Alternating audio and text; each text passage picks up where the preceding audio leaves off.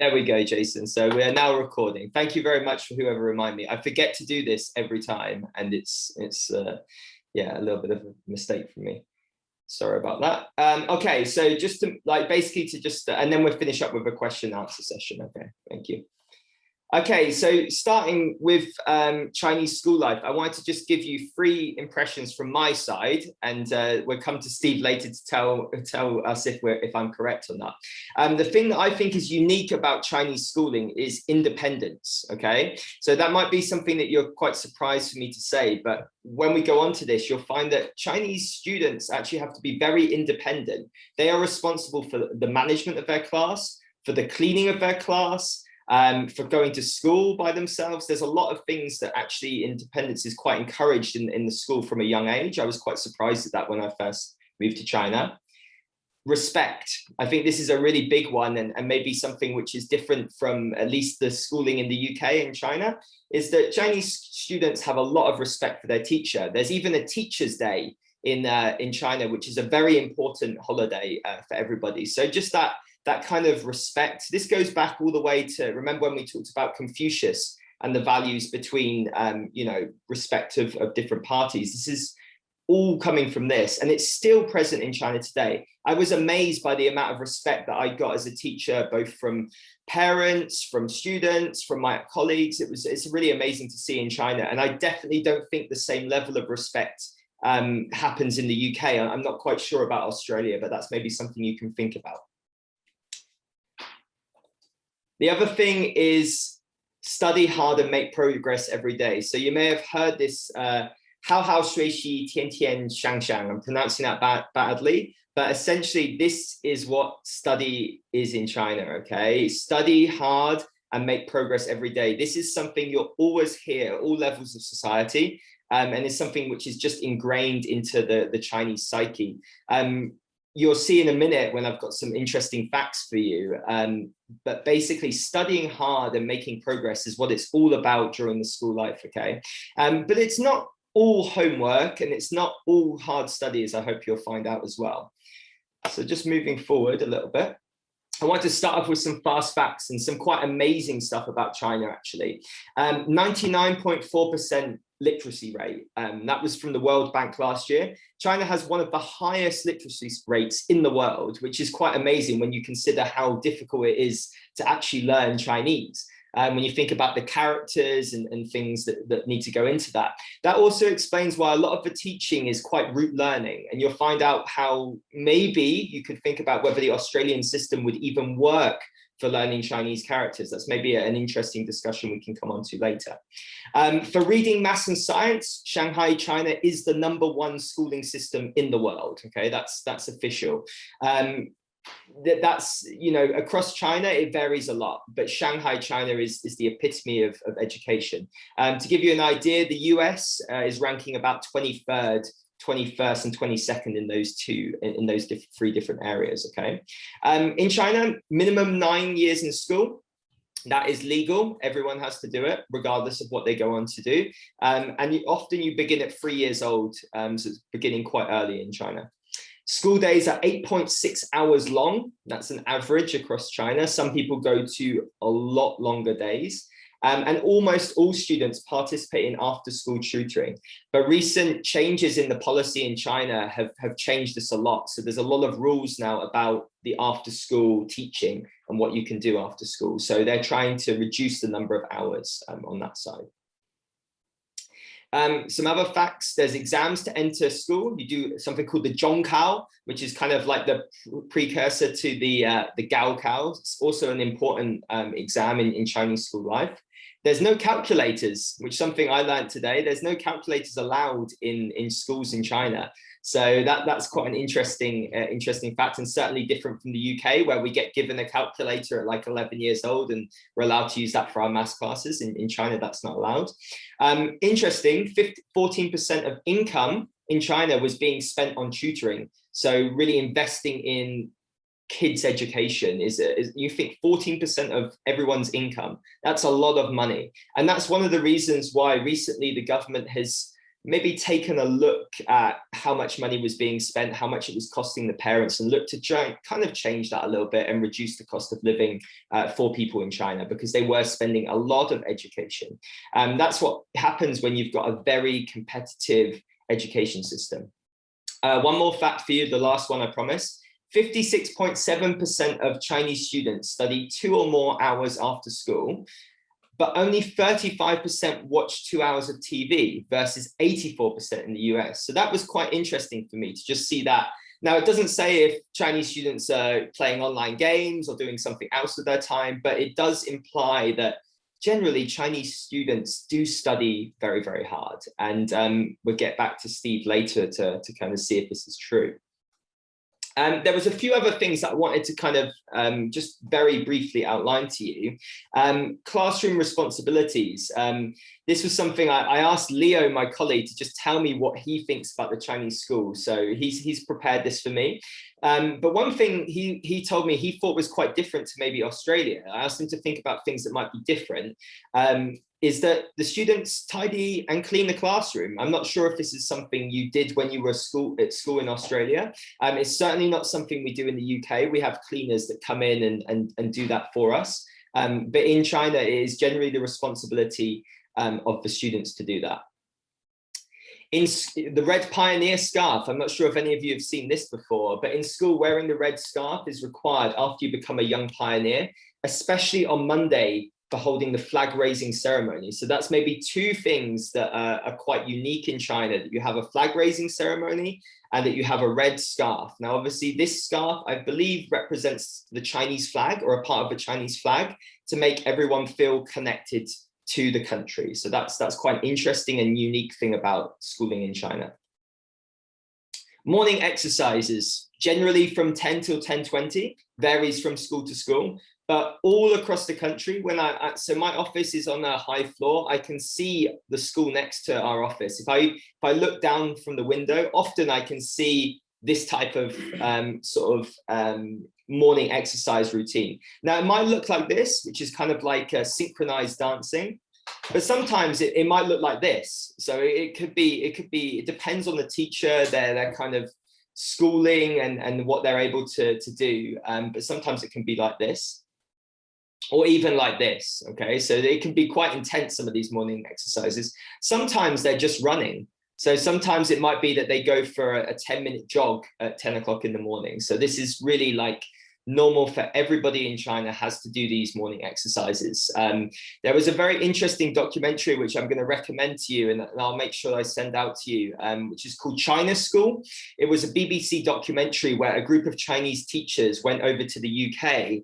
And so that they basically swap places. Now, one of the things that the UK students found hardest was doing this compulsory PE class, basically, or compulsory sports, because that's something in the UK where if you're not feeling well, or maybe you just can't do it, then you don't have to do the exercise. But in China, it's mandatory. Everybody does the same. Everybody follows the same path. Okay, so that's that.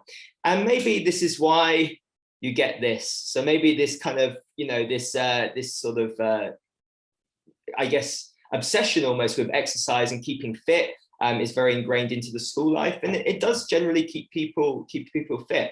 And actually, this then continues into later life in China. So once you get to the arranged kind of retirement age in China, you'll see that old people pick this all up again. So they go back to dancing in squares, doing morning exercises, keeping fit and healthy. So this is part of life in China. It's quite interesting. I was looking at the numerous class leaders. Now, every class is slightly different, but what you will find is that for this class in particular, there was a class leader, a deputy class leader, a study commissioner, a sports commissioner, a labor commissioner, a disciplinary commissioner, and a class section representative. So at every class in China, you've got lots of level of responsibility. And I think that's quite a unique thing. I don't know about in Australia, but we never had a class leader or a deputy class leader. But you can see how leadership and kind of hierarchy is already instilled in Chinese schooling. And I think that's quite unique. it's just a few pictures of study sessions, and I think the video that we're going to come on to is going to show a lot more about this, about how students study. But you can see that's a pretty typical pictures of what a Chinese classroom looks like. Everybody has their own individual desk. Everybody facing the same way. That's very unique and quite different from in the UK system, where we kind of have classes kind of mixed up and people move around and stuff like that. But this is very much that student will sit in that desk maybe for the whole of their school life, you know, in that order. So that is quite an interesting and unique thing. Home time. This obviously, when people finish, this is kind of how schooling looks at the end of the school day. It always causes a traffic jam. That's what Leo told me. So when people finish school, it finishes, causes a traffic jam.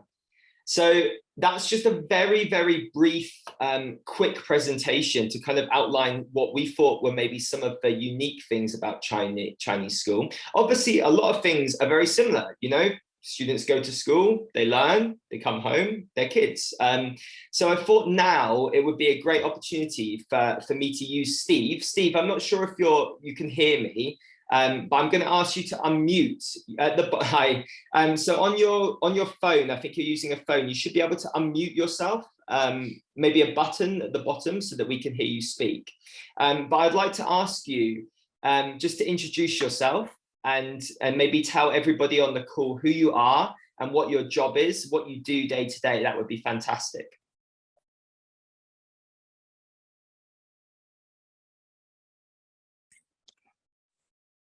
Hello, everybody. Steve from China, and Paul, one of my good friends. He was one of the best foreign teachers in our school. Our school employed him. So until now, Paul, Lisa, and Douglas, these three guys from the UK, and they are the best foreign teachers. Our school was founded in 2004. Until now, they are the best foreign teachers in our school.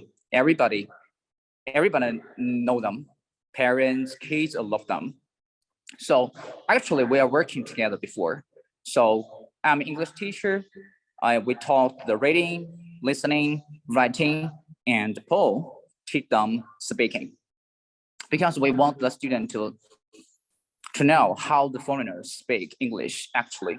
So because of our Chinese teacher, we are the second language learners. We are not native speakers. So our school wants a student to have a good, have good material, some native speaker to teach them spoke English. So that is the reason why we are cooperate with each other. So I have been teaching in this school for 15 years, 15 years, a long time. And Paul stayed in our school, I think 3 years, right? 3 years. So from then on, we have the foreign teachers year after year, but not this year because of the virus. So all of the classes were teaching by the Chinese teacher. So sometimes we can let the students watch videos, just watch videos. We have no chance to talk foreigners. So I'm the teacher. First, I teach in primary school. So in China, the teaching system like this. So students from 3 years to 5 years old, we call it kindergarten. Then they will go to primary school. Primary school is from 6th grade to 12. Like from grade 1 to grade 6, they learn Chinese, math, science, PE, music, English. English is one of the most important language that is equal to Chinese and math. So every semester, the student have to take 3 most important exams. That is Chinese, math, and English. You have to take part in all the exams. For the English exam, you have to listening test, writing test, the 2 parts. That is the 2 important parts. Then we from grade 6, they graduated from the primary school, then go to, we call it junior high school. That is 3 years. That is 3 years. The most important, we only have 6 courses. That is Chinese, English, math, physics, chemistry, and we call it educational examination. That is about the politics and the patriotic, something like that. I think this is the special in China. This 7 project, you have to take part in we call it senior high school entrance examination. That is posted at 中考. Very, very important. I'm teaching the senior high school now, at the senior 2. About the student is about 14 or 15 years old. So most of them have to study very, very hard because you have to taking the college entrance examination. We call it 高考. That is very competitive examination. One of the most competitive examination in China. In my class, there are 45 students, but there are only 20 or 30 students can go to some good universities. So in China, so most parents they pay a lot of attentions and monies and efforts on the kids' education, because the final goal, yes, they want them to go to good universities to receive good educations. And one day after graduation, you got a good job, you have good opportunity to live in this world. So education is one of the most important tasks in most families. So because a lot of kids from villages, they don't have chance. If they don't have a chance to study, so they have little chance to change their fate. They don't want to be farmers, they don't want to be the workers, and they want to go into cities to change their life. So the first important is education is very, very important in China. So we are going back to students and what is students like in China. Most students like life in China. The study is the first task. So most the students in China, I think they spend much time in school. For example, my daughter was in grade 6 primary school, last years of primary school, and she get up at 7 o'clock in the morning, and she have to be at school. She eat breakfast at school. The breakfast, lunch, and dinner all eat at school. Home know that. And they start class. The first class is 8 o'clock, and the last class is yesterday, and she come back. I think is 7:30 p.m. They spend a long time in school. So after they go home, they have homework. I think it's at least 1 hour. And yesterday I teach my daughter about some math questions. After finish that, I think it's 9:30, and the teacher have to tell you have to practice the piano and half an hour. So when she takes shower after that, I think it's 9:40, nearly 10 o'clock. So very tired for students. But we always think that can be the children not so hard work. Yes, we can. But if you choose to relax during your study time, but you have to have a hard life in your later of your life, that is the general idea of all the parents. So all the parents, teachers, always teach kids that when you are at the learning age, so you should study hard. Okay, then you go into society, you have a better life. So this is a general, the routine. That's home, school, home. So during the weekends, you have to take some overtime classes, like math or something else. And most students, they choose piano. Like my daughter, she likes playing sports. So I choose ping pong and football. The girl like football, but she like that. Some dancing class. So a lot of parents, they pay much money, a lot of money on the extra activities out of school. So that's why the Chinese government this year, we have big the changes in China. A lot of the outdoor schools, some training clubs, you are not allowed to open some courses related to Chinese, related to math. So you can take sports, you can take music class, but that is not allowed to start the training club related to the learning courses like Chinese, math, or something else. It's very strict because they want to give the children a happy childhood.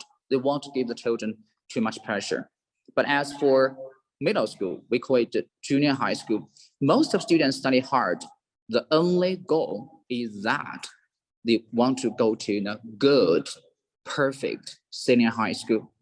If you can go to a perfect senior high school and you have a good chance to go into universities. So in schools, the students also are divided into different groups. For some very excellent students, this state in one class, we call it A class. That is, the students can go to some perfect universities, and some of the middle level students, they are in the same class. So the students are divided into different levels according to their learning abilities. Sometimes I think this division is very cruel for students. They want to go to better class. They want to have better teacher. So the teacher in China, the status in China, teacher is very high. A lot of parents, they respect teachers. The students respect teachers. The whole society, they respect the teachers. We have Teachers' Day.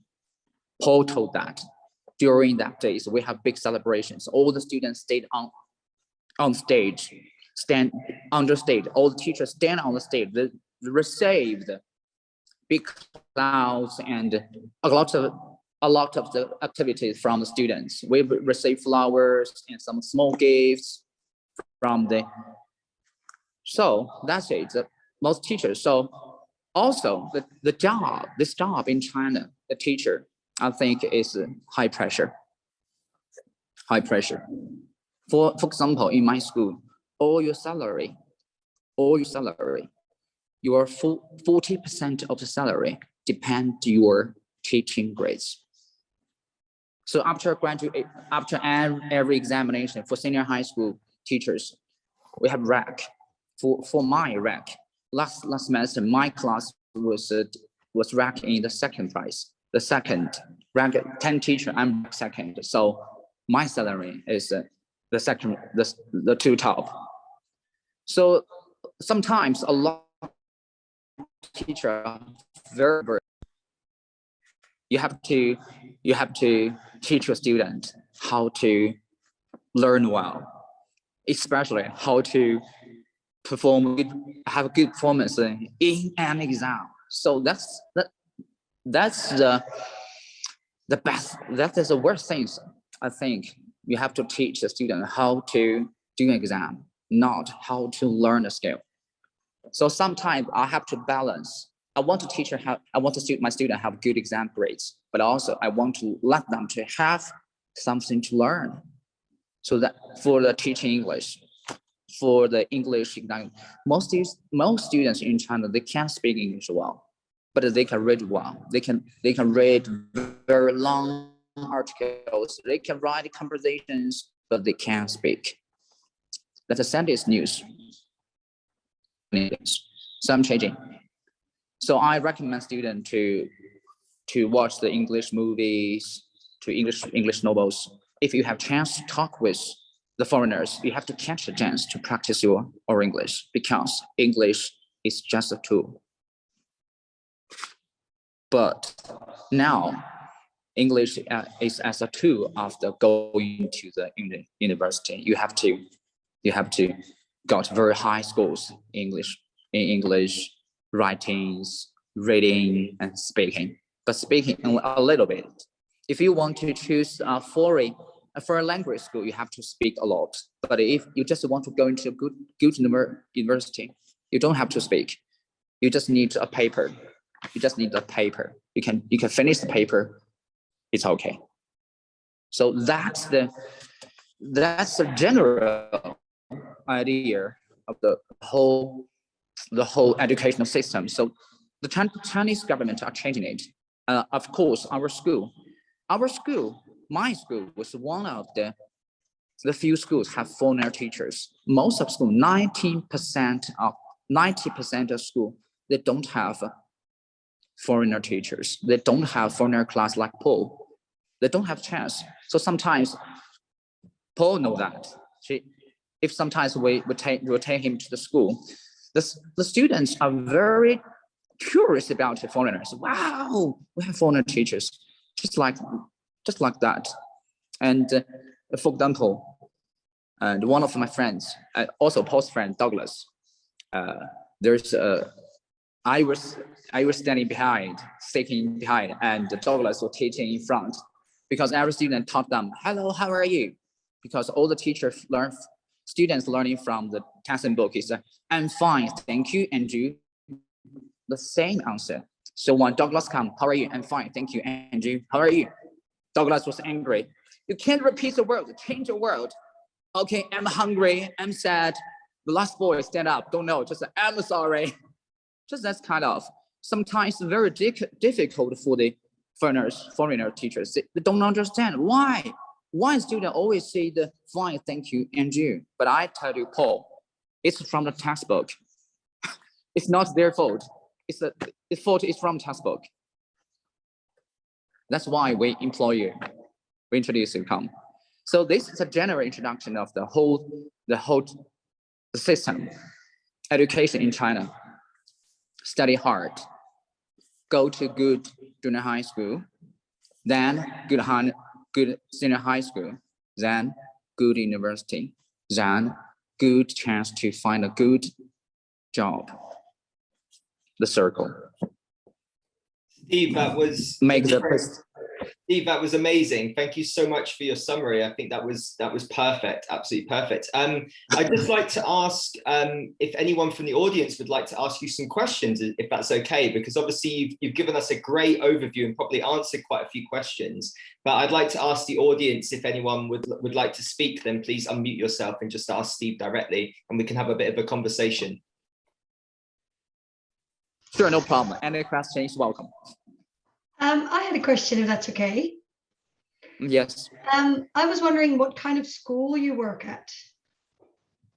My school is we call it private school. It was founded by a tobacco company, one of the biggest tobacco company in China. They run the school. It is one of the best school, in our local, in Yunnan province. We have the best campus. We have of course, our school fee is a little bit higher. Tuition fee is a little bit higher than the common school, private school. Yeah. As most students are from the kids, most of the kids are from the tobacco company, their employees' kids. And some are from the government's kids. Paul know that, right? I do indeed. So just to give you the context, the sort of tobacco company is the main employer for that whole region. So they employ thousands of people in that region.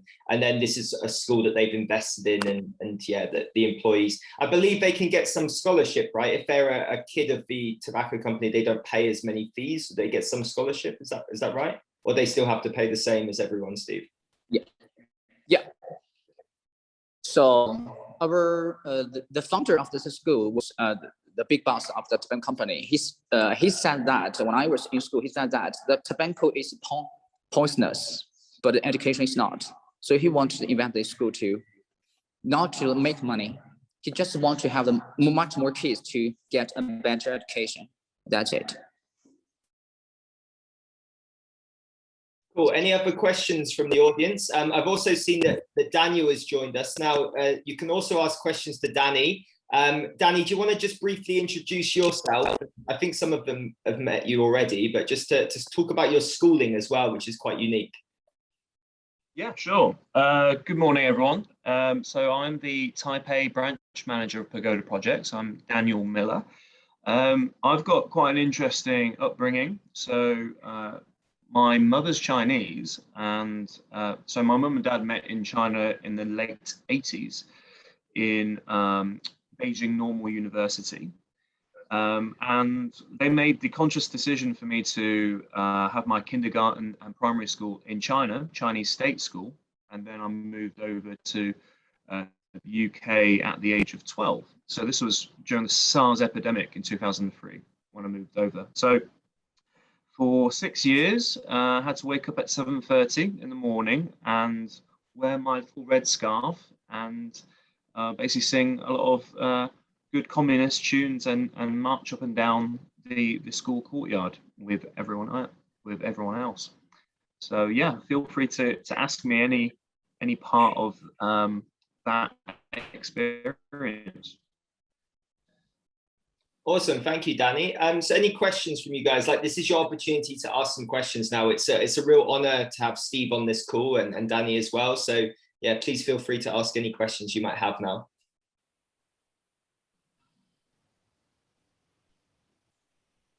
I had another question. Do you want to go first, Caitlin? You go first. You go first, Caitlin. Yeah, we'll get your question first. I was just going to ask, I know Steve before was talking about like his daughter's long school day. I was going to say, like, for the working day for the teacher, how long is like a typical day? So Steve, do you want to answer that one? How long is your working day? It's a sad thing. So like this morning, I get up at 6:30. I get up 6:30 and my first class at 7 o'clock for junior high school students. They start class at 7 o'clock in the morning. And I finish class at 10:30. So I have 2 hours. But afternoon, in the afternoon, I'm free. I have to check do some preparation work. But I also have evening classes. This evening, I have 3 classes from 7 p.m. to 10:40. And the senior high school student finish class at 10:40 in the evening. Then they go back to their dorm, they have shower, and they will go to bed at 11. So the senior high school student is very, very difficult and hard. They have to get up at 6 o'clock, and they have to get off the dorm at 6:30, go to the dining hall for the breakfast, half an hour. So the whole day, we have to check the students if they are sleeping well, two times at 11:20. So every day I finish my work at 11:20 and get up at 6:30 a.m. every day, because most of the morning time is for English teacher, Chinese teacher, but because you have to reading, you have listening text in the morning, because in the morning is the best time for practice their listening and speaking.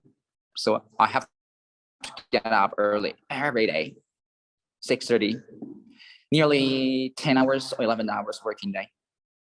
So it's hard time for Chinese teachers, especially for the senior high school teachers. Very, very hard work. And we have to work at the weekend because some students, they stay at school on weekend. So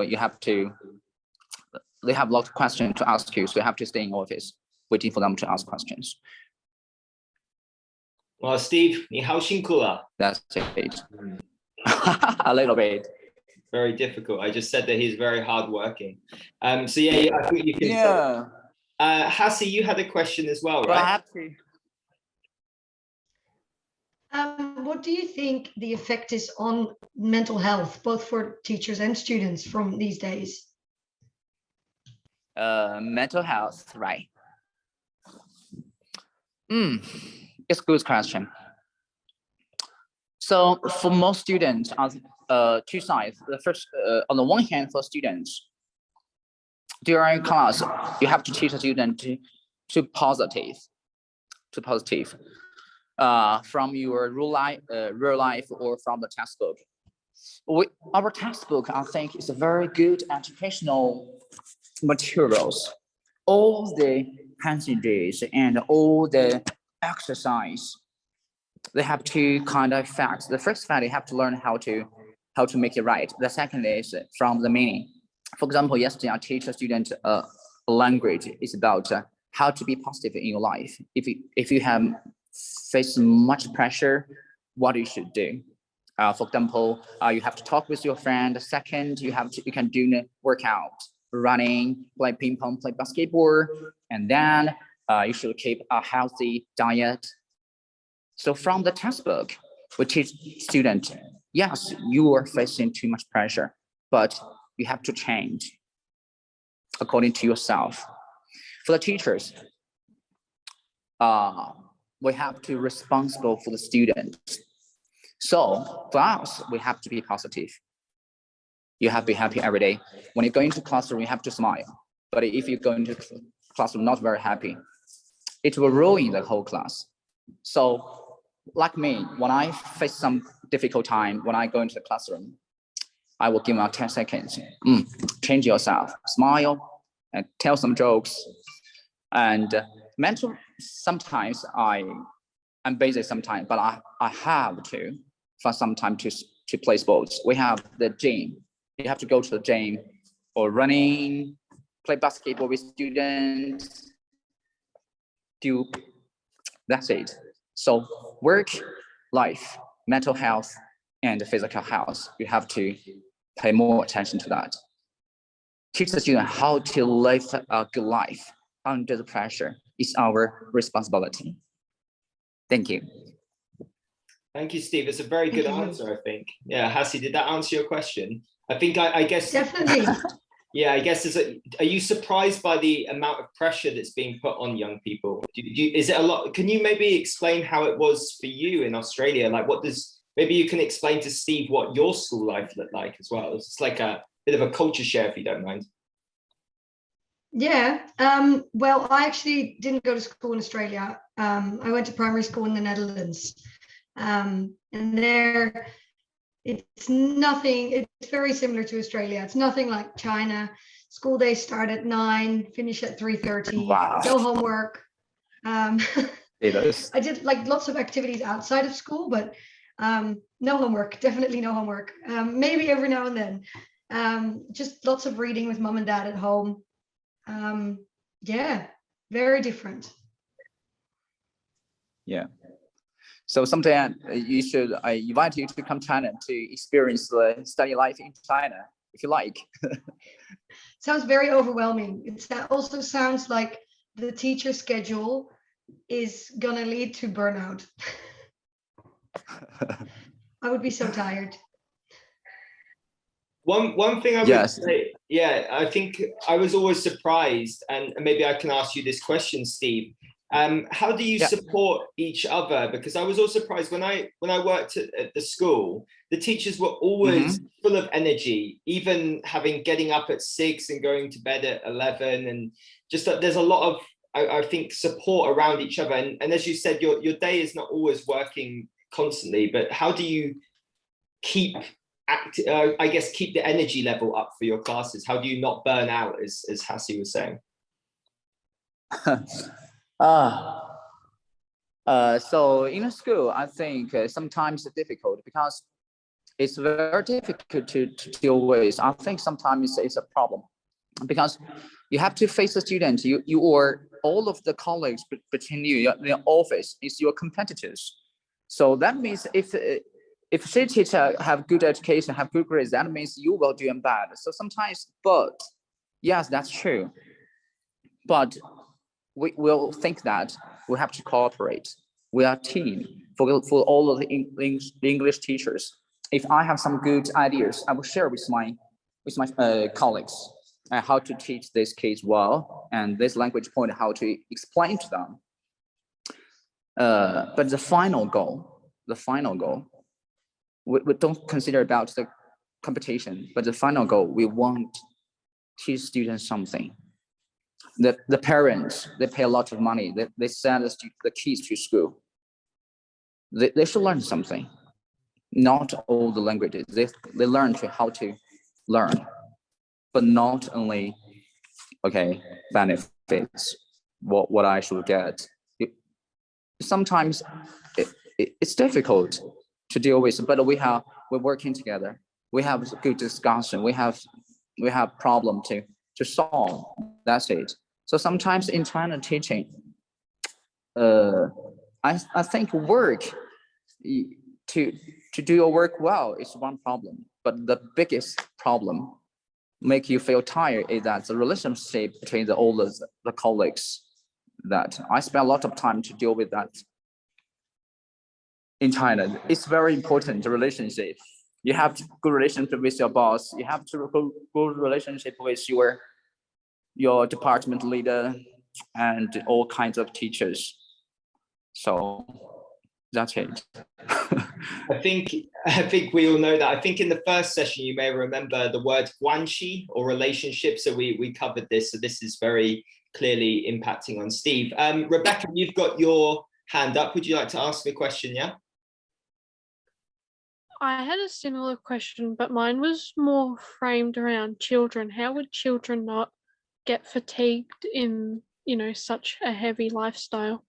Is it because they've broken it up between the sports and music, or is it just part of the human body that they're just used to working such long school hours? That's a really good question. So Steve, you're being asked, how do the students, how do they not get too tired? Yeah. For example, the government, our national government have a rule. They have to track your timetable. For example, between the two classes, the first class is, for example, English, next time is math. After those two classes, you have to add half an hour for students to relaxing, to play sports. For example, from the PPT, the poll shown us, we have the morning exercise for primary school. From the Monday to Friday, the Monday, Tuesday, Wednesday, they were dancing together, music together and dance together. And Thursday, Friday, they have running around the lake. We have a big lake, around the lake to exercise. And then you have to have much. For example, today you have 6 classes a whole day, but at least 3 classes, 2 classes are related to education, PE class, we call it, physical education, and music and art. My wife is art teacher, like to teach a student to draw pictures. That's their favorite class. Every kid likes the drawing pictures. They just draw everything. The whole class is always very noisy, but it's okay, no problem. But 5 years ago, students have to sit quietly, no talking. But now in the music class, PE class, and art class, you can talk, you can do everything. Not everything, sorry. Not that very strict compared to the science class and the math class.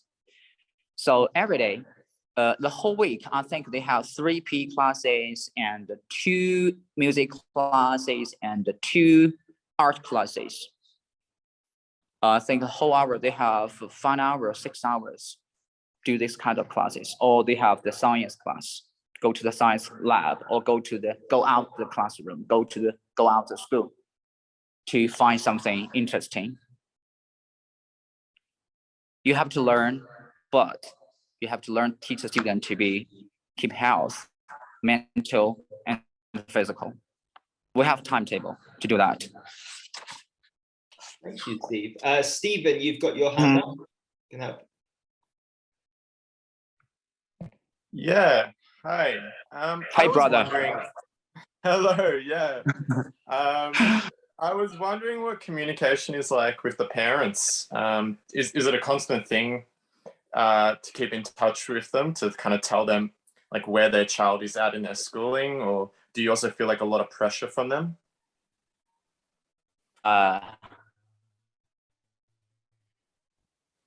This question, I have 2 sides. The first part is from we call it primary school. Because the primary school students, they don't stay in school. They go to school in the morning and they go back to home in the late afternoon. So the parents we have the group talking in the we have group. All of parents are in the group. Most time they have some problem. They will send their questions. For example, the students are sick. They want to ask living. So just that message, send a message in the group that someone is seeking for living. If they have some serious problems, for example, making mistakes, the head teachers will contact the parents, and sometimes the parents will visit school, and mostly every semester we have 2 times to meet the parents talk together. That we call it the parents meeting. Because last year, because of the epidemic virus, all the parents meeting we're meeting online. They're not allowed to go into school. But this year it's okay. Parents, we have the open day, know that open day, and all the parents can go into school and stay in the classroom and watch you teaching and ask you questions. So when you finish the class, and all the parents are standing beside you and asking questions, what are my kids doing like? And they have 2 times from officials. Parents can go to school.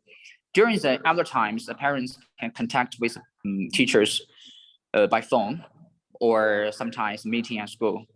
So that's it. Sometimes it's a pressure work, because sometimes the kids are blamed, but the parents think that it's not his kid's mistake.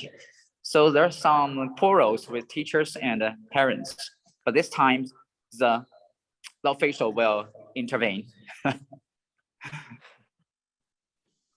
That open day sounds really intense. Imagine just teaching in front of all their children. You have all the parents around. That's pretty nerve-wracking. A lot of parents, they don't have enough seats. They just stand there and watching you.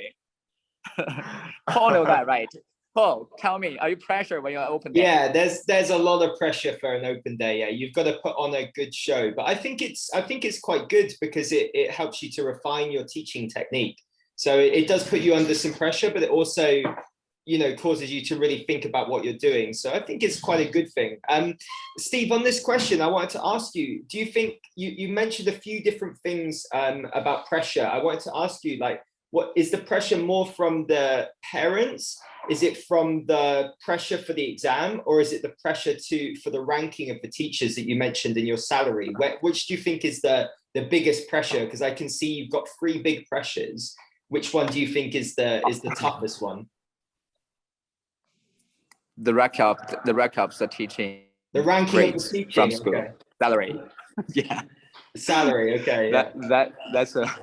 That's so pressure, but it's okay.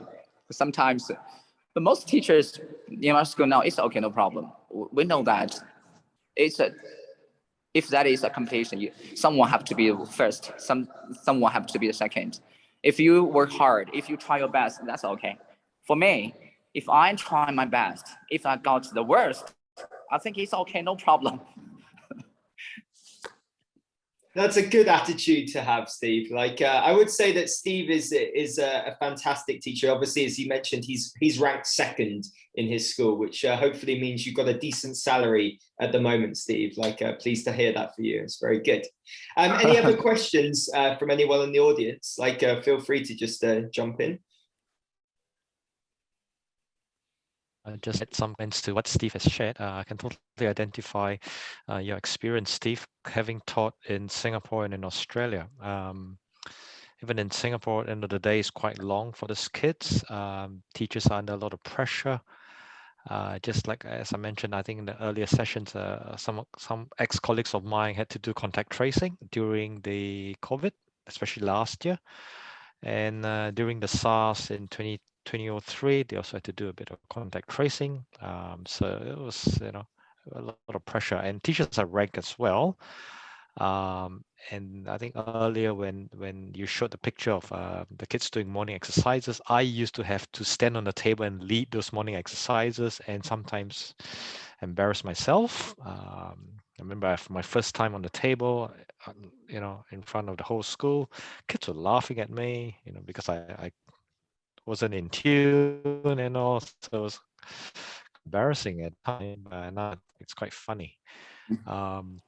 And then big classes as well, 40, 42 kids, although that's changing in Singapore. So teachers are ranked, there's a lot of competition, and your bonus, everything ties in with the ranking. There needs to be like a certain percentage that will have a D grade, and then a certain percentage will only get an A grade, and then things like that. So there's a lot of pressure from everywhere. Mental health wise, I personally, I feel it's just a topic that's being talked about, but not much being looked into, although I know that's slowly changing through the diversity curriculum, giving kids a lot of opportunities.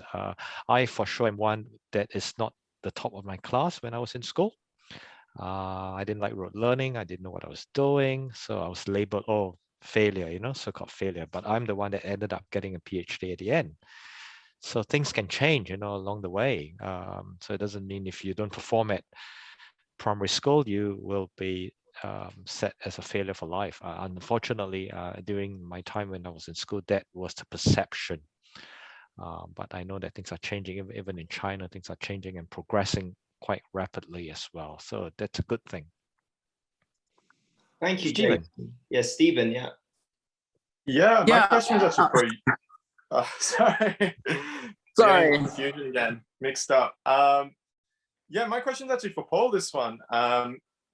Because you taught at the same school with Steve. So what was that kind of adjustment for you, for someone who was kind of used to that UK education system, which ours is similarly modeled off of? That's a huge adjustment. Tell us about that. Yeah, so for me, it wasn't such an adjustment, I think, because of people like Steve, I think, that kind of bridged that gap, I would say. So Steve was my entry into that Chinese school, and we were given a lot of freedom to teach how we liked. Actually, we were there almost as foreign experts to kind of, as Steve mentioned, we didn't really focus on the book learning. We were there very much for oral English, like speaking, listening, that type of thing. So that was my job, was to kind of really improve the level of spoken English amongst the students. So that was, I taught everything from kindergarten all the way to senior high school, so just before the Gaokao level.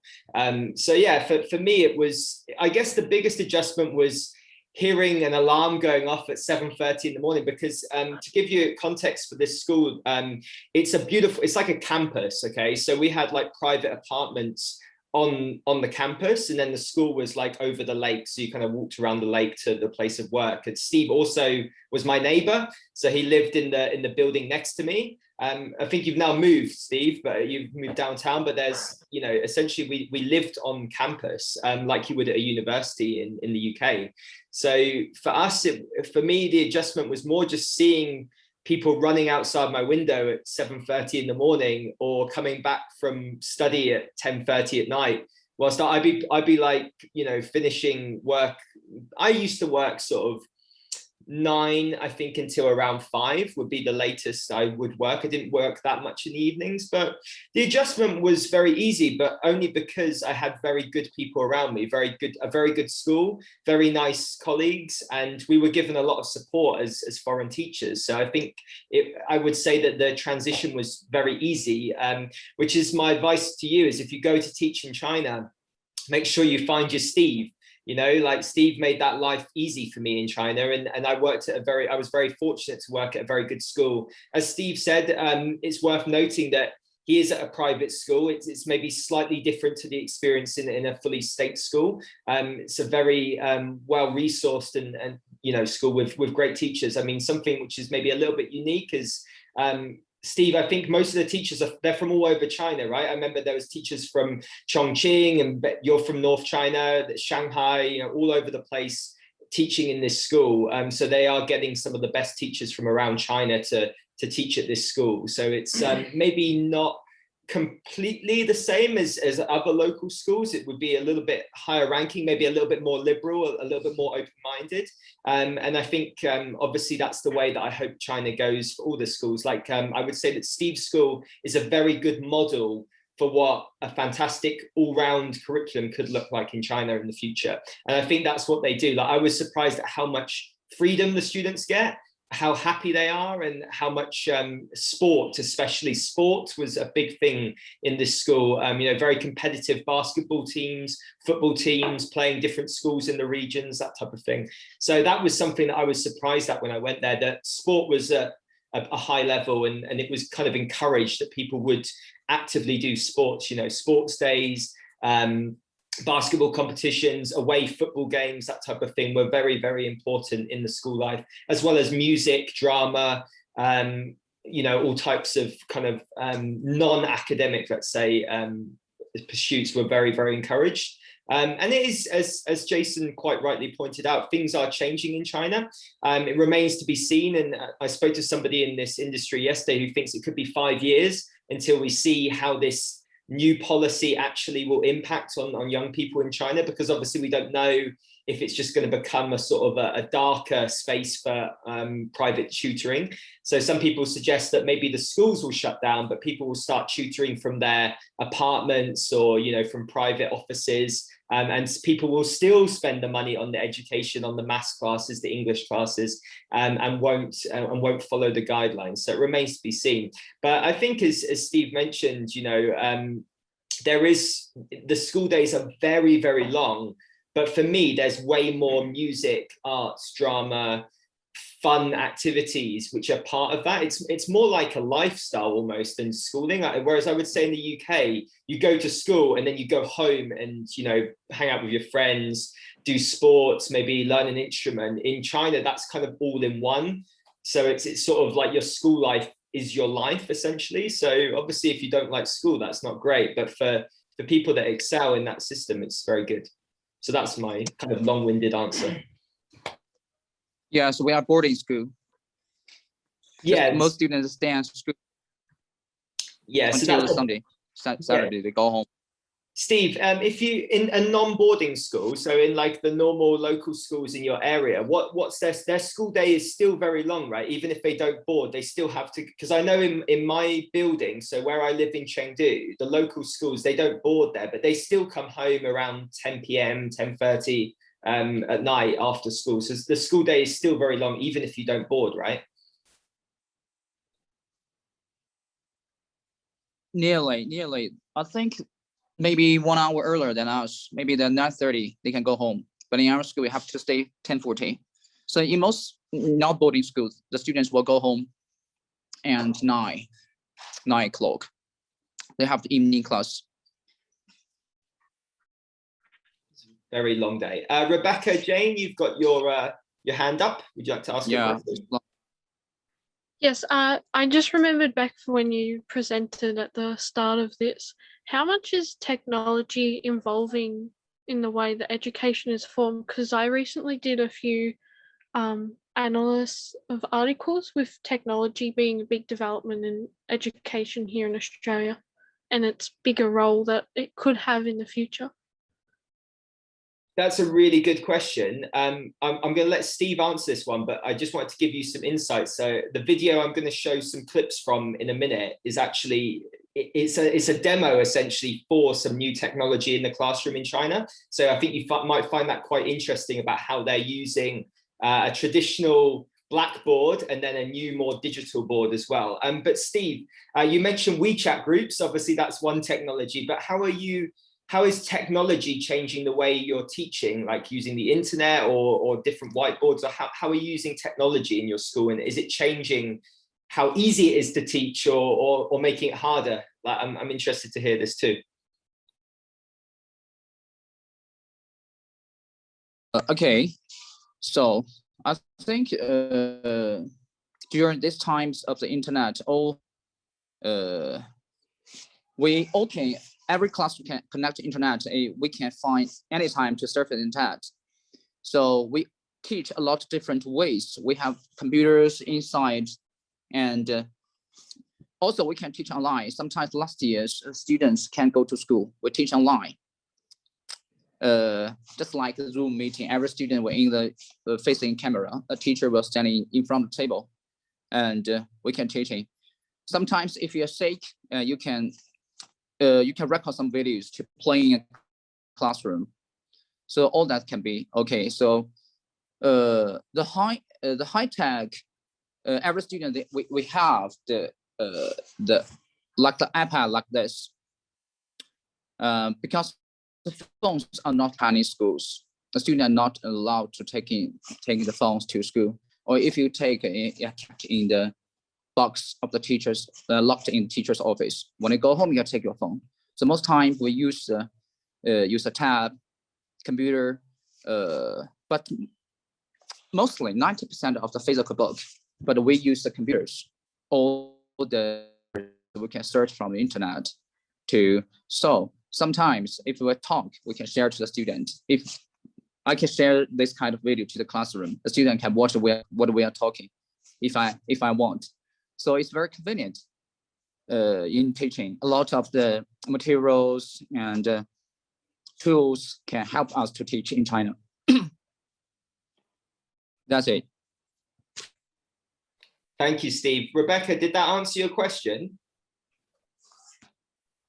Yes. Okay, awesome. Any other questions from anyone that maybe has not said anything yet? Anybody else like to give Steve or Danny or myself a question? We're always happy to answer. Just wanted to add, actually, with Steve, I think education in general, and not just in China, has come sort of leaps and bounds in terms of technology and the way they get taught. So in my day, my 6 years in Shenzhen in China, this was the late 90s, early 2000s, it was still a chalk and blackboard. So, and literally none of the kids, we didn't have mobile phones at all. So there was none of that sort of distracting element. I remember actually we went to sort of old school arcades at the weekend where you have to put coins in, and that was the only sort of video game stimulation we had. But honestly, at the time, everything was copied onto the blackboard. So actually the teacher before the lesson is actually 5 or 10 minutes at the beginning of the lesson where there's complete silence when the teacher is actually putting on the structure of the lesson on the blackboard. So yeah, I'm sure it's come sort of leaps and bounds. So I wish I went through Chinese education where it was far more interactive.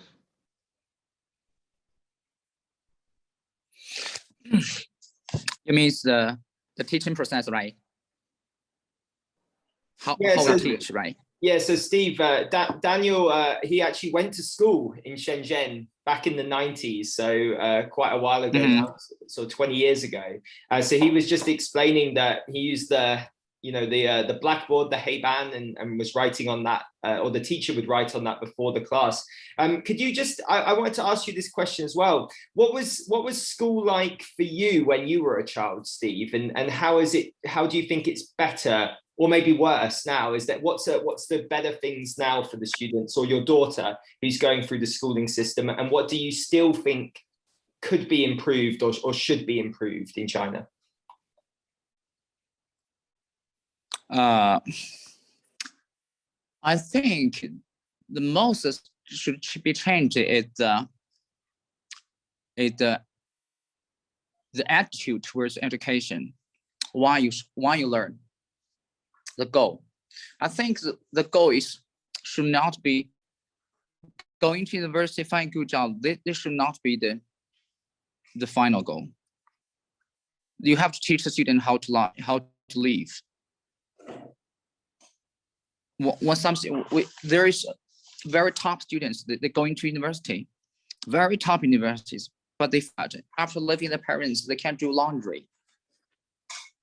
They can't cook. If sometimes they're hungry, they have no money, they don't know what to do. So that is some very, very serious problem in most of the kids. Most of kids in my class, they don't do housework. Parents will do anything for them. So sometimes the parents will pack lunch to the school because they think the food in dining hall will not so much in nutrition. So they want to cook food. They said pack lunch to school. So parents are very, very hard work in China. If you're a parent in China, that is very hard work.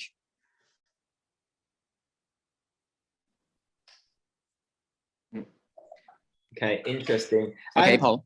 Yeah, thank you, Steve.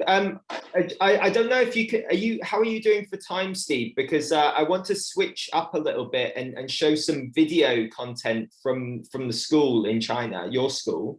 I don't know if that, would you like to stay a little bit more, and maybe you can explain some of the things that are happening from the class? Would that be okay? Can we borrow you for another 15 minutes or so? Would that be okay? Awesome, amazing. Okay, so I'm now gonna attempt, okay, this is the first time I've done this. I did test this yesterday, but hopefully this is gonna work. So just bear with me a second. I need to open up something on my computer. Just bear with me. Talk amongst yourselves. My school, right? This is your school, yeah. So I believe it's a Chinese class, or there's a maths class, sorry. Just let me get it to the just 1 second, I get it to the right point. Okay, I'm going to try and share my screen now. Oh, no, sorry, that's the wrong one. Bear with me 1 second. This is, I'm going to attempt to share video, which is slightly more tricky.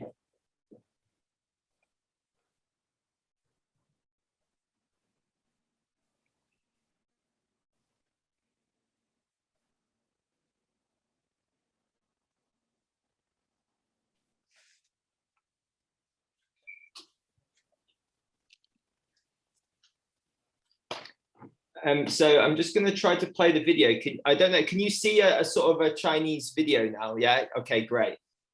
So just, can you give me a thumbs up if you can hear the audio, first of all?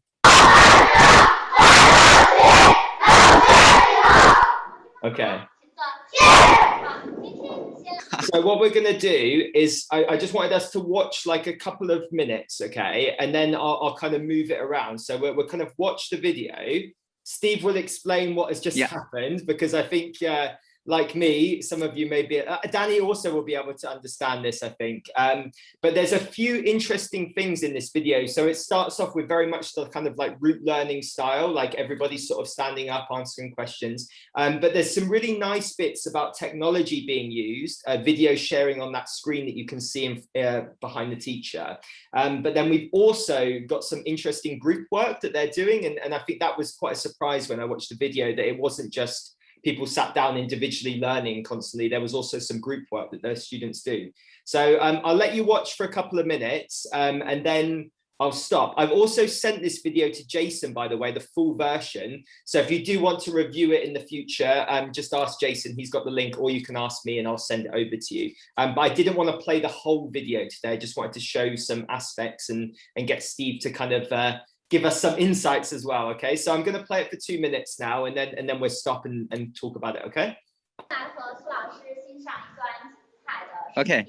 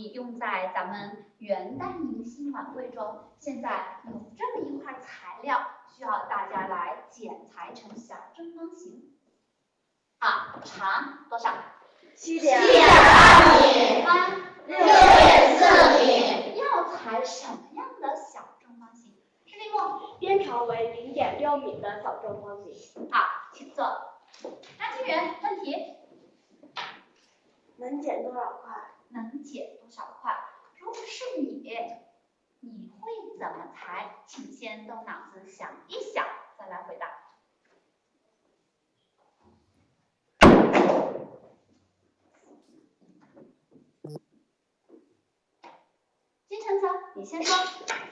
可以先把那个大的长方形面积算出来，再把那个小的正方形面积算出来，然后再用大的面积除小的面积。同意吗？同意。你们都不同意吗？不同意。他们有不同意见的要说。不同的意见是什么？李文珍，请你说。可以先拿这一整个大的长方形的长来除以小正方形的边长，然后呢等于相当于这一排可以容下12个小正方形的。Okay, I just wanted to stop it there briefly. Steve and anyone else, what do you notice about this, or what are your first impressions of? And Steve, do you think this is a typical Chinese class so far? Like, what are your feelings on this class, and what are they talking about here?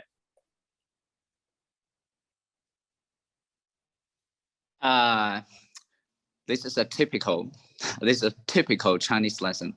Everybody, you can see that all the kids are sat, we call it sit up straight. They just sit down and look at teachers. You're not allowed to like this or take a nap. You have to sit up straight to make sure that you are pay attention to teachers. So during the time, because we know kids are only focused on 5 or 10 minutes. So after 5 to 10 minutes, the teacher have to tell them, okay, everybody sit up straight, listen to me. This is that your eyes have to be on the teachers, your ear have to listen. This is a math class.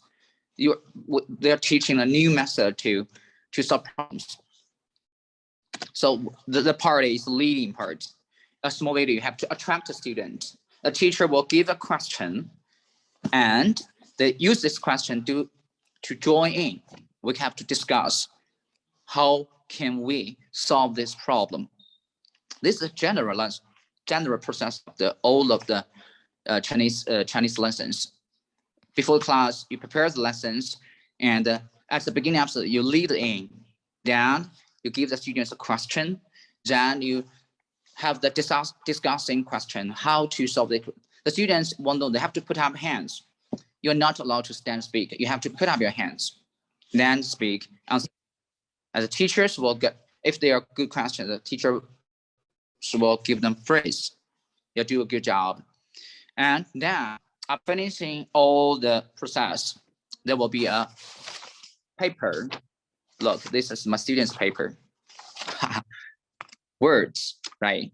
The student have to remember all the words, the Chinese meaning, English meaning, and you give them marks as they check the answers. So the general process is give the questions, discuss the question, and solve the problem. Homework. That's the whole process, the general process of the whole classroom. And all the students have to involve in. So sometimes the open day, the teachers, the parents said that the kids are never hands up, never ask questions. They'll be nervous. Why my kids never hands up? It's always like this in the school. But sometimes he or she just don't like raising up and answer questions. But she or he know everything. Don't worry. Yes, Paul.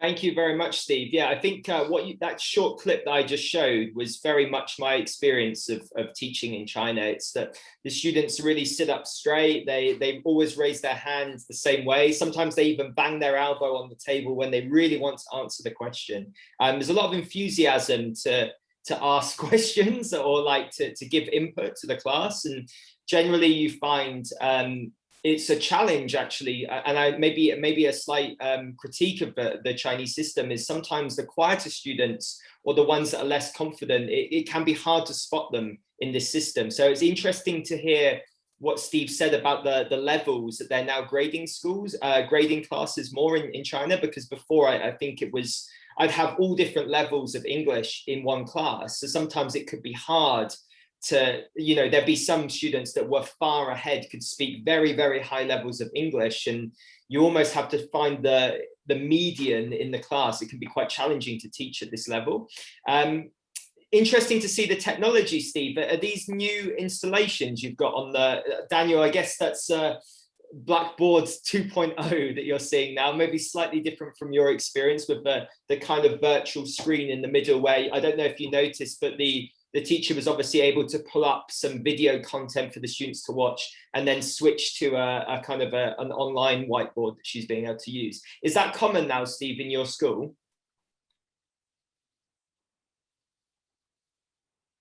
Yeah, it's very common. Oh, did It's, everyone... Sorry. I think it's common. It's cool. Any other Because questions? I can't hear. You didn't hear me so clearly, yeah? Maybe your connection is dropping a little bit. That's okay. Any questions from the audience? Or anything? Any first impressions from that? Was that kind of what you were expecting to see from how a class in China is? Was it different? I'm interested to hear if there's any first impressions on that. It was kind of what I expected, with the rows of students sitting, all facing the front of the classroom. But I thought the like interactive whiteboard, that is awesome. Not even all Australian schools have that yet. Okay, I'm just going to quickly go back to the video. Oh, Stephen, did you have a question? I see you've unmuted. Did you want to say something? I was just curious. I was just curious what they were trying to work out on the whiteboard. Okay.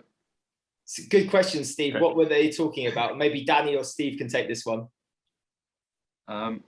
What I found fascinating, to answer your question, like the feeling in the classroom is still very much the same as how I experienced it, even though technology has changed. And the reason I say that is that was, I think, Steve, you can correct me if I'm wrong, that's a maths lesson. That's a maths lesson. But the opening video, as you could see, was Zhang Yimou's choreography in basically China's National Day in Tiananmen Square. So the problem that they're trying to solve is how many sort of tiles make up the Chinese flag, and how do you work out the total surface area of the Chinese flag in that context. So what fascinated me is the entry point into this maths lesson is nationhood, and the characters that the choreographers actually make is China Dream. So that feeling of nationhood being there in most subjects, that really sort of resonated in me, and it's really interesting how that's used in this context in a maths lesson. Okay, just based on your question, Hassie, as well, you mentioned everyone facing the same way. Well, I'm going to take you to another section of video where they're not facing the same way, so you can see about how they are interacting as a group. Okay, so I'm just going to take you to this bit, and then Daniel and Steve, if you can listen carefully, maybe you can understand what the students are doing. But I'm going to go back to sharing the video. Okay.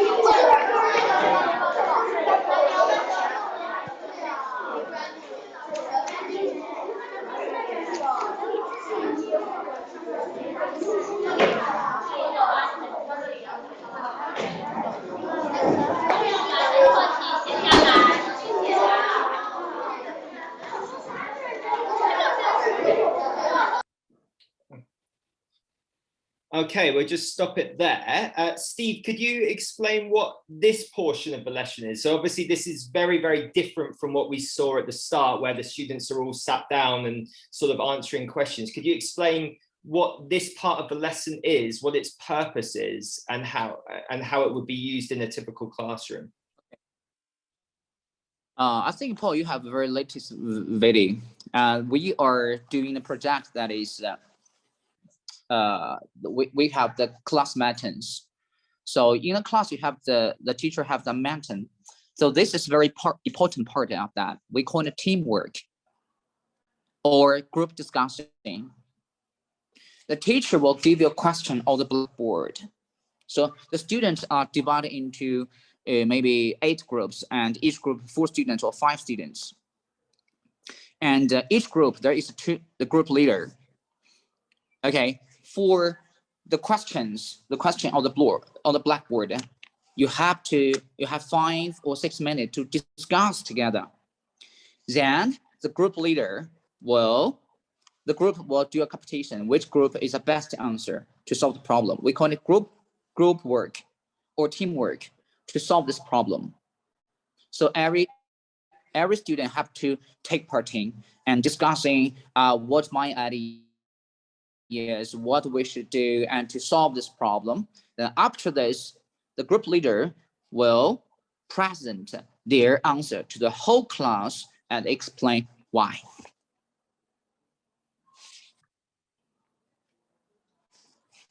Okay, thank you very much, Steve. Any other impressions or any questions from this section from the audience? Anything you'd like to ask Steve or Danny or myself on this bit?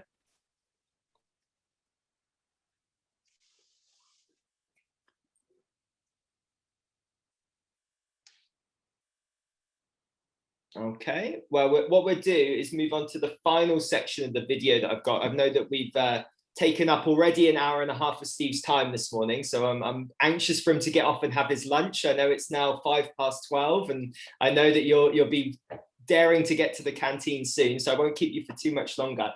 But I just wanted to switch to the next bit, which is some extremely complicated maths. So anybody that's a maths fan is going to like this bit, but I found this bit of the video completely confusing. So maybe we can watch a little bit, and then Steve, you can maybe explain to me what they're doing in this section. Okay, so I'll just share again.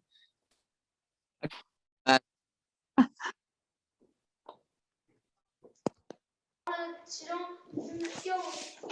要求出它瓶子的数量的话，就要用总数除以它的每份数，就等于份数，然后呢，就求出是6.25，但是生活实际中不可能出现0.25个瓶子，所以就要用所以就不能用我们求上的近似数时用了45法，要用去违法或者近义法。但是这种情况不能用去违法，只能用近义法。要是你不装的话，它就装不完，就不完整。还有一样提醒大家注意什么？就是近义，要使用近义法，要使用去违法，要想好。要根据实际问题，给你点赞，请坐哈。这是王诗阳小组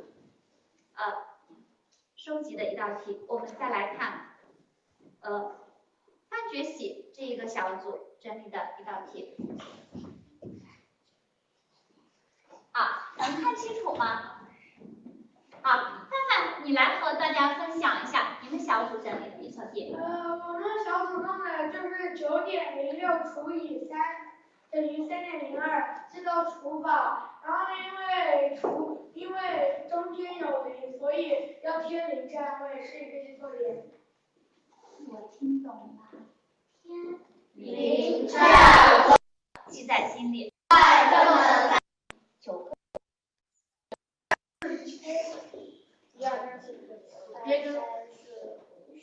7，不要跑，直接按9，直接按9，不要9。你的结果是多少？刚才的结果是多少？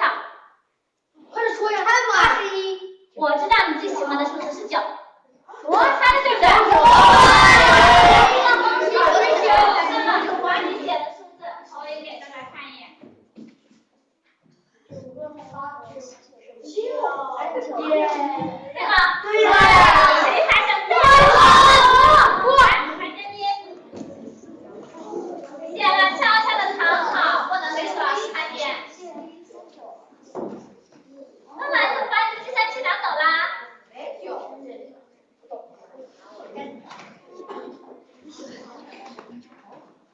对了，说不是。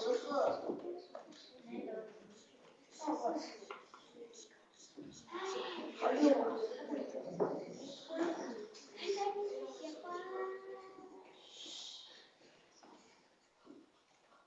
没有撕裂，没有撕裂，腿上。1+4的结果是多少？还没好。加。54，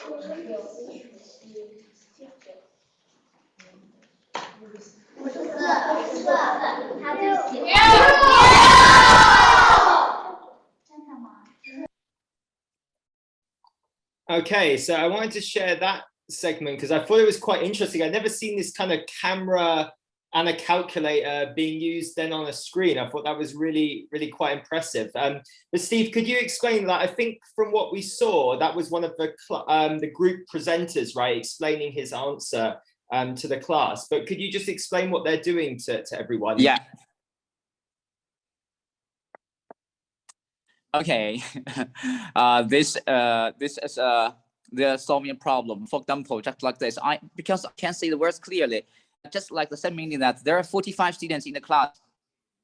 Okay, and they want to take a boat to go camping, but each boat can only take 8 students. And how many boats they need? For example, 8 boats, 45 students, right? 8 boats, 8 person for 1 boat. And how many boats for they need? That is 8 boats. Sometimes it's 9 or 8. Most students group show that we need 45. We need 8 boats. 8 boats, 5 or 40, right? 5 students. That 5 students need one more boat. They are solving this kind of problem. Paul, do you understand me? I kind of understand you, but my maths knowledge is fairly limited. But I think it's interesting for everybody to view a maths class in China, because for me that was one of the calculator. Yeah, I was surprised to see the calculator. What were they doing on? They were just working out the kind of the number, right, and then seeing if it was right or not. Yeah. Yeah. So I think I always found the maths because this. Yeah. You go ahead. You go ahead.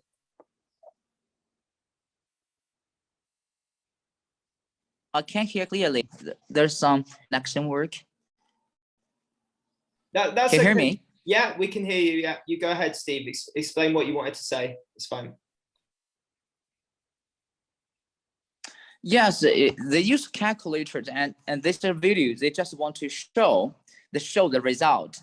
And for example, how to Jason? Can you please to them? I don't know how to explain it. Jason, did you understand what was going on? I missed that last sentence. He asked if you could explain to us what was going on. I'm not sure if you or Danny. Yeah, I think it was. Yeah. I think the teacher is trying to demonstrate to the class probably the use of the calculator using the projector, just to show them, how many decimal places and all, if that's what I interpreted correctly. Yeah. And giving them a real life problem. I think that's moving away from rote learning, which is really, really good to see that, because in rote learning, sometimes the questions that are asked are not practical, but I like giving them a real life problem, taking a boat across the river, how many boats are needed. I think that's really contextual as well. Yeah, exactly, Jason. So as Steve mentioned, this is fairly new techniques they're using with the new technology in the classroom. So it's quite a unique thing. But I would say that one thing I always found about the school I was teaching is they were quite innovative. They wanted to change the teaching methods. They're always going on teacher trainings. They're sharing their ideas with other teachers in the community that maybe are at different schools. There is some. They're very fortunate in the private school, but they're also looking to upskill other teachers in different areas. So I think that's a very positive thing. And yeah, it's interesting. I think that you can probably see a mix of everything.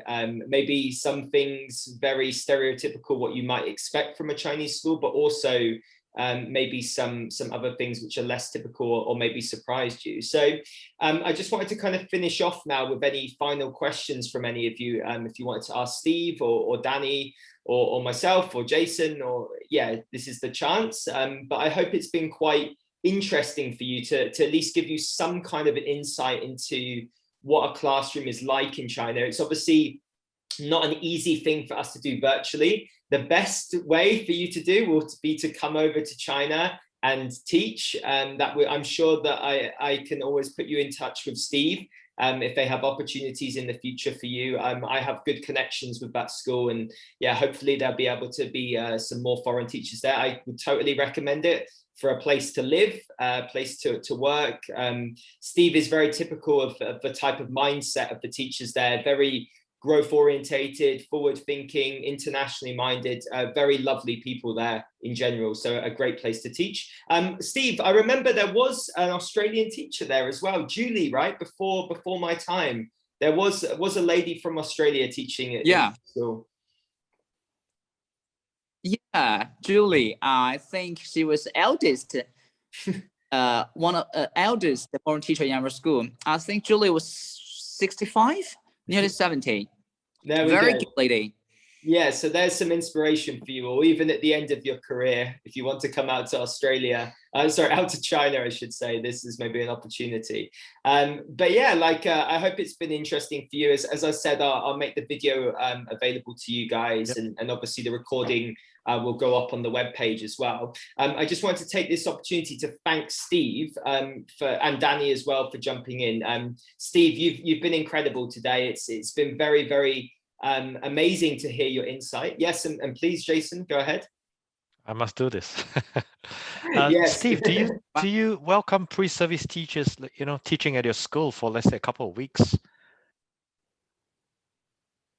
A couple of weeks. Yeah, like pre-service teachers. Yes, I know. My friend Miss Fong, post know that. I will ask her. I will talk to her. Maybe I will just leave at least half an hour. I think, not a couple of weeks, but no. I mean down the road. Let's say if our students can go to China, can they experience teaching at your school for a few weeks just to get some experience under your supervision? I think it's we have some exchange program before. They stayed in China for 2 weeks. Yes, it's no. We have exchange game program. Okay. I'm asking because I used to send students to Shunde to teach in a school. So they were actually teaching in a school in Shunde itself, and I just want to look at other opportunities for our students to be able to enjoy and experience what China can offer. Jason, what I can do. You mean? Yeah, what I think Miss Fung is the person to speak to, right, Steve? So maybe I can put Miss Fung in touch with Jason on WeChat, and that'd be great. Can have a discussion. Because I think it'd be a good opportunity for our students to experience an in-country experience and to just immerse with the culture. So actually, to give you some context, the first time I came to Steve's school was on a summer camp, which was organized for UK university graduates. So we were a group of 15 students, I think, and it was a summer camp. So we did 6 weeks over the summer teaching at Steve's school. And then and the school has also got exchanges, I think, with India, with Korea, and yeah, there's been a few international things that they've done as well. Of course, Jason, as always, the challenges are always visas, and at the moment, quarantine and I know. ability to travel. But what I can definitely do is put you in touch with the school so that you have a contact there if you want to discuss it further. I'm sure that they would like to. Thank you. Yeah, cool. I want to visit Danny as well.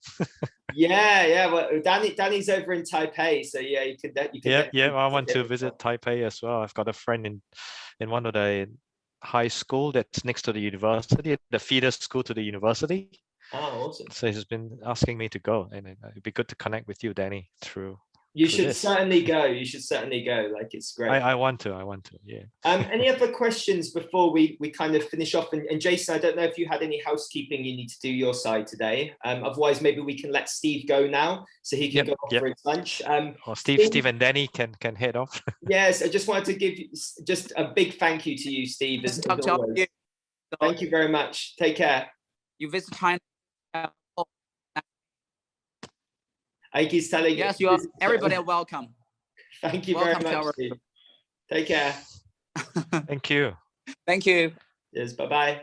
Okay. Bye. Bye.